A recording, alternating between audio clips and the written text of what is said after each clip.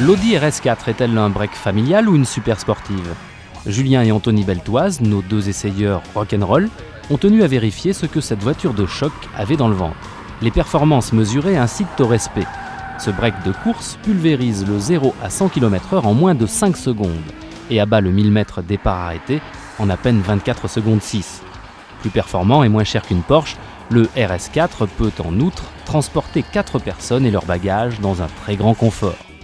Par rapport à un break Audi A4 normal, à l'allure déjà virile, le RS4 se donne une apparence véritablement sportive.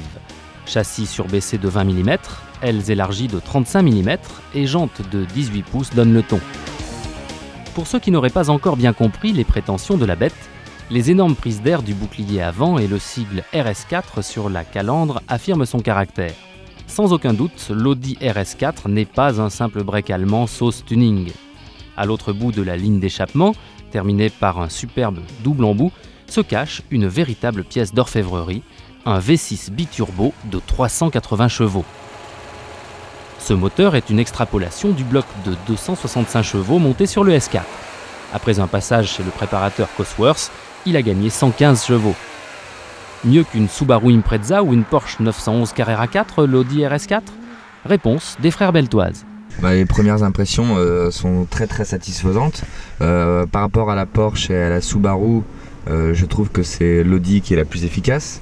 Notamment donc aujourd'hui on l'a essayé sur un terrain mouillé, où la piste est vraiment très humide et la voiture est vraiment très efficace, donc ça laisse présager déjà un très bon comportement sur le sec.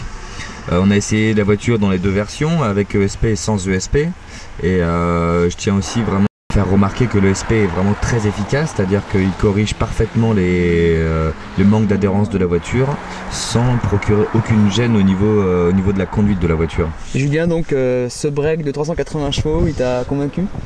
Oui, il m'a convaincu, et surtout par rapport aux deux autres modèles, on a une présentation intérieure que j'adore, avec du vrai carbone. C'est vrai que c'est très sobre parce que c'est noir, mais on sent, on a une impression d'être en sécurité, et il vaut mieux puisque les performances sont là, et comme disait Anthony, donc la voiture est fantastique, notamment.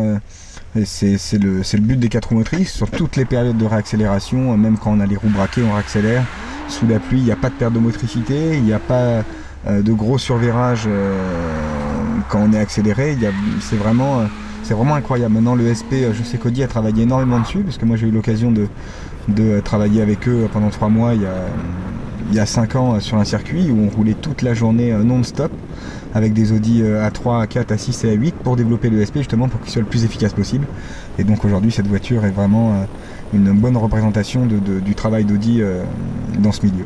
On a un peu poussé à l'extrême les glissades, parce que c'est vrai qu'on se prend très vite au jeu, parce que la voiture est très facile à rattraper. Et personnellement, ça m'a rappelé beaucoup le comportement du Trophée Andros, dans le sens où la voiture arrive à prendre énormément d'angles. On croit qu'on va partir en tête à queue, et si on reste le pied accéléré à fond, la voiture revient. Donc c'est vraiment très impressionnant, et à conduire, ça procure beaucoup de plaisir. Le comportement, c'est sûr, est incroyable. Maintenant, on a fait des glissades en tirant le frein à main. Sans tirer le frein à main, c'est quand même assez dur de la prendre en défaut. On peut rentrer très vite dans les courbes. Sur les freins, je parle des virages serrés, et la voiture a vraiment du mal à décrocher de l'arrière. Et sur toutes les périodes de réaccélération, elle est vraiment collée à la route. On a un léger sous-virage, on tire un peu sur le volant, et puis hop, la voiture se remet en ligne grâce aux 4 roues motrices. Maintenant, tout le monde ne fera pas ce qu'on va faire sur la route, et c'est contre-indiqué, mais c'est sûr qu'Anthony, ça va lui rappeler un peu le Trophée Andros, d'être en marche arrière, accéléré à fond avec les roues qui patinent, et la voiture reprend du grip. C'est important de parler du moteur, parce que c'est quand même une des grosses qualités de la voiture. Et bon, V6, biturbo, on s'attendait à quelque chose de plutôt brutal, hein. De turbo, c'est vrai que c'est quand même assez violent, et pas du tout. La première fois que je suis monté dans la voiture et que j'ai accéléré à fond, c'est vrai que j'étais vraiment surpris par la puissance, mais aussi par la souplesse du moteur. Donc c'est un moteur qui a énormément de couple, et où on a vraiment aussi une forte sensation de puissance. On est vraiment collé dans le siège. D'accord. Et la boîte 6, Julien? La boîte est très bien, elle est très bien placée dans l'habitacle. Elle est très précise. Il y a juste un petit reproche à la rigueur, c'est que la boîte bouge un peu à cause de ce cran de marche arrière, mais sinon elle est vraiment très précise et il n'y a aucun problème à dire là-dessus. Et en effet, la voiture est d'une souplesse remarquable. Très sincèrement, on a essayé beaucoup de voitures, il y a beaucoup de voitures qui m'ont plu dans les essais Autolive. C'est vrai que celle-ci fait vraiment partie de mes favorites. Donc on va attendre peut-être pilote Audi au Mans pour avoir la voiture. Alors attends, tu me parlais donc l'autre fois d'être pilote BMW, aujourd'hui pilote Audi, c'est encore un autre scoop? Multimarque.